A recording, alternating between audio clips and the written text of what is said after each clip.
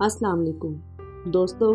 वैसे तो दुनिया में उड़ने वाले हर परिंदे के दो ही पर होते हैं, लेकिन हर परिंदा एक जितनी ऊंचाई तक नहीं उड़ सकता। कौन सा परिंदा कितनी ऊंचाई तक उड़ेगा, ये पर नहीं परिंदे का एटीट्यूड तय करता है। कुछ परिंदे सारी जिंदगी एक दरख्त से दूसरे दरख्त तक उड़ने में गुजार देते हैं। वो कभी भी हवा का सीना चीर कर आसमान की बुलंदियों तक नहीं जा पाते। वो तेज हवाओं का मुकाबला नहीं कर पाते, जबकि परिंदों का बादशाह ईगल हमेशा तेज हवाओं और तूफानों की तलाश में रहता है।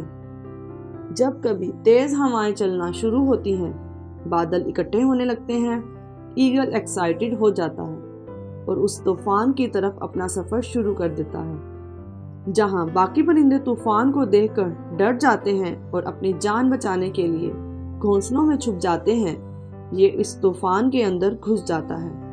उन तूफानी हवाओं को इस्तेमाल करता है ऊंचा उड़ने के लिए और बुलंदी तक जाने के लिए। दोस्तों, ईगल हमें सिखाता है कि अपने रास्ते में आने वाली मुसीबतों से घबराकर पीछे हटने की बजाय उन मुसीबतों से लड़कर आगे बढ़ने का रास्ता ढूंढना चाहिए और इन रास्तों पर चलकर और बुलंद होते जाना चाहिए।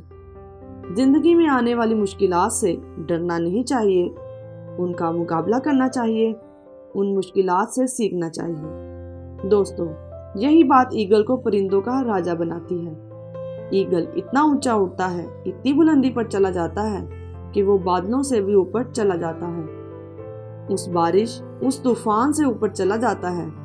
वो मुश्किल से बचने के लिए इतनी बुलंदी तक उठता है कि मुश्किल उस तक पहुंच ही नहीं पाती।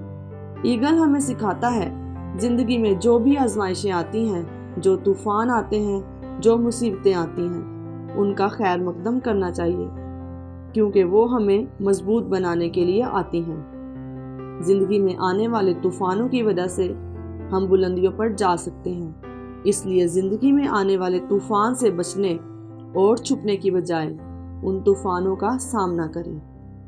अपने आप को इतना मजबूत कर लें, इतना ताकतवर बना लें, इतना बुलंद कर लें कि जिंदगी की मुश्किलें और लोगों के मनफी रवैये आपका कुछ ना बिगाड़ सकें, वो आप तक पहुंच ही ना सकें। दोस्तों, ईगल की उम्र तकरीबन 70 साल के करीब होती है। बहुत कम लोग जानते हैं कि इतनी लंबी उम्र रहने में भी एक राज है जो ईगल हमें सिखा के जाता है।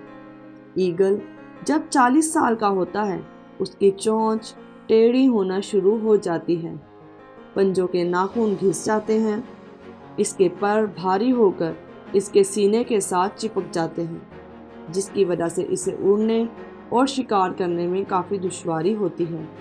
ईगल के पास दो रास्ते हैं, या तो वो उड़ना और शिकार करना छोड़ दे और भूखा मर जाए, या फिर जिंदा रहने के लिए अपने आप को एक तकलीफ दे मरहले से गुजार कर उड़ान भरे और शिकार करे। लेकिन ईगल की आदत है वो मुश्किल रास्ता अपनाता है। वो एक ऊंची पहाड़ी पर चला जाता है और अपनी चोंच को पत्थरों पर मार मार कर तोड़ देता है।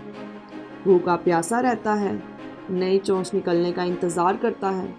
जब नई चोंच निकल आती है, वो इससे नाखून उखाड़ देता है। इंतहाई तकलीफ और दर्द सहते हुए वो एक एक करके अपने सारे पर नोच कर उखाड़ देता है, क्योंकि वो जानता है अगर लंबी उम्र जीना है, ये तकलीफ और दर्द सहना होगा। इस तकलीफ से उसे गुजरना ही पड़ेगा और फिर ये वहाँ इंतज़ार करता है नए नाखूनों के निकलने का, नए परों के निकलने का। दोस्तों, इस तरह ईगल तकलीफ उठाने के बाद एक तरह से नया जन्म लेता है और मज़ीद 30 साल जिंदा रहता है।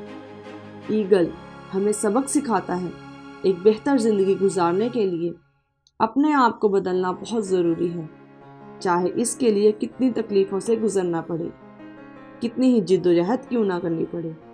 इसी तरह हमें ईगल की तरह बुरी यादों, बुरी आदतों को उखाड़ फेंकना चाहिए। हर इस चीज़ को जो हमारी तरक्की की राह में, बेहतर ज़िंदगी की राह में रुकावट हो, बोझ हो, उसे उखाड़ फेंकना चाहिए। अपने आप को बदल कर ही बेहतर ज़िंदगी गुजार सकते हैं। अगर हम परेशानियों और गलतियों से घबरा कर बैठ जाएंगे ہم کبھی آگے نہیں بڑھ سکیں گے۔ ہمیں اپنی غلطیوں سے سیکھنا چاہیے، اور جس سے غلطیاں نہیں ہوتی وہ کبھی سیکھتا ہی نہیں ہے۔ اگر ہم ایگل کی طرح مشکل راستہ اپنائیں گے اور آگے بڑھیں گے تو یہی چیز ہمیں راجا بنائے گی۔ میں امید کرتی ہوں ویڈیو آپ کو پسند آئے گی۔ مزید اچھی ویڈیوز کے لیے میرا چینل سبسکرائب کریں۔ ابھی کے لیے اجازت چاہتی ہوں۔ اللہ حافظ۔